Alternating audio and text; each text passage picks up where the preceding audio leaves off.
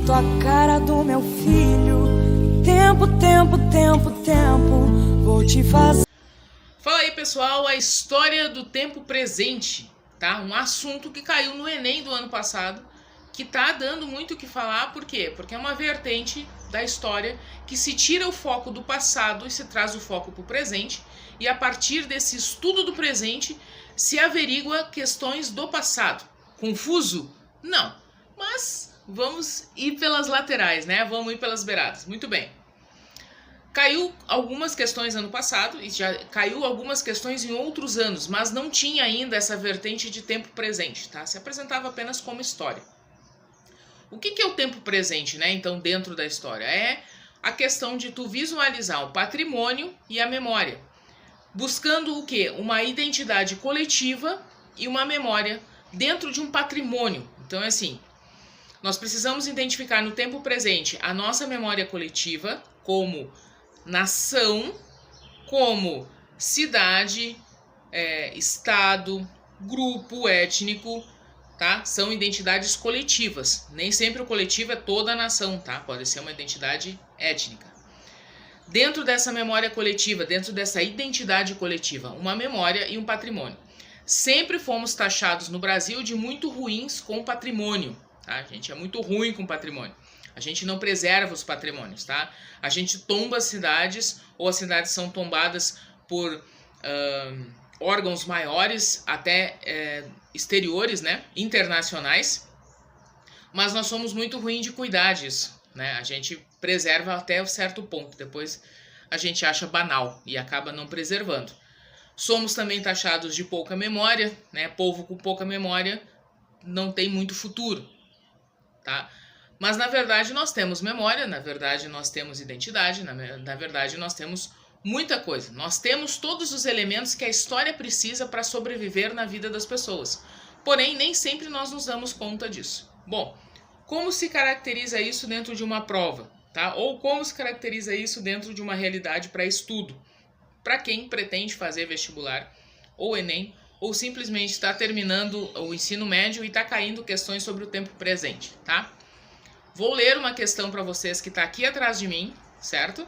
E vamos resolvê-la. Já vou falar, vou criticar um pouco essa questão porque não tem elementos suficientes para respondê-la, tá? Num contexto de estou numa prova que demora 3, 4 horas para ser feita, não tem só essa questão, é uma prova de humanas e ciências biológicas, né? As ciências da natureza. É muita coisa para fazer, eu tenho que pensar. Dois grandes erros das provas de humanas ou tem um baita de um enunciado, ou tem poucos elementos para que efetivamente o estudante possa responder. Vamos para um exemplo desse aí, do poucos elementos, tá? Questão do Enem de 2020, edital de 2020, tá? Em 1991, foi criado o Tratado da Antártida no Protocolo de Madrid, certo? A partir desse protocolo, deixou-se de discutir a divisão da Antártica e passou-se a estudar maneiras de preservá-la, tornando-a uma reserva natural dedicada à paz e à ciência. Esse é o enunciado da questão, tá? Parece bem simpático, né? Vamos parar de pensar na divisão da Antártica e vamos preservá-la. Tá ali, certo? Aí vem as perguntas. Sobre a apropriação dos recursos existentes na área indicada.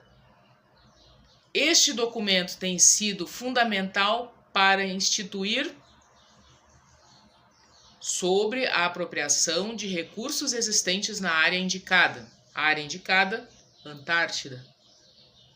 A informação superior nos diz o seguinte: vamos parar de dividir a Antártica para preservá-la. Aí vem a pergunta: apropriação de recursos existentes na área indicada. O que nos dá esse documento de Madrid? A. Ações planejadas para a caça de animais. B. Impedimentos legais de exploração mineral. C. Espaços exclusivos para atividades de extração. D. Programas internacionais de créditos compensatórios. Ou E. Restrição política para adesão de países periféricos. Observem o enunciado e observem as perguntas, tá? O enunciado, ele nos está dizendo que foi tomada uma decisão em 91 que tira a função de querer dividir para poder viver em paz a ciência, preservando. A pergunta nos diz sobre isso, sobre a apropriação de recursos existentes lá onde não será mais dividido. O que institui fundamentalmente o documento? O gabarito dessa questão é B. Impedimentos legais de exploração mineral.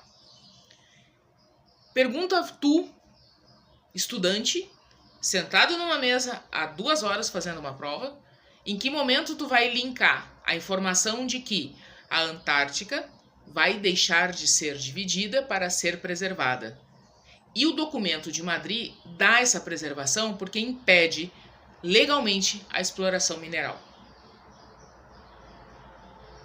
Preciso conhecer o documento de Madrid. Fundamentalmente, eu preciso conhecer o documento de Madrid. Somente esse enunciado não nos dá a informação necessária para eu escolher a B. Porque eu tenho que deduzir por A mais B, dentro da minha mente, que o impedimento da exploração mineral fará com que a Antártica pare de ser um espaço de divisão e passe a ser um espaço de preservação. Só que eu tenho que deduzir isso. Então, o que eu preciso quando eu estudo?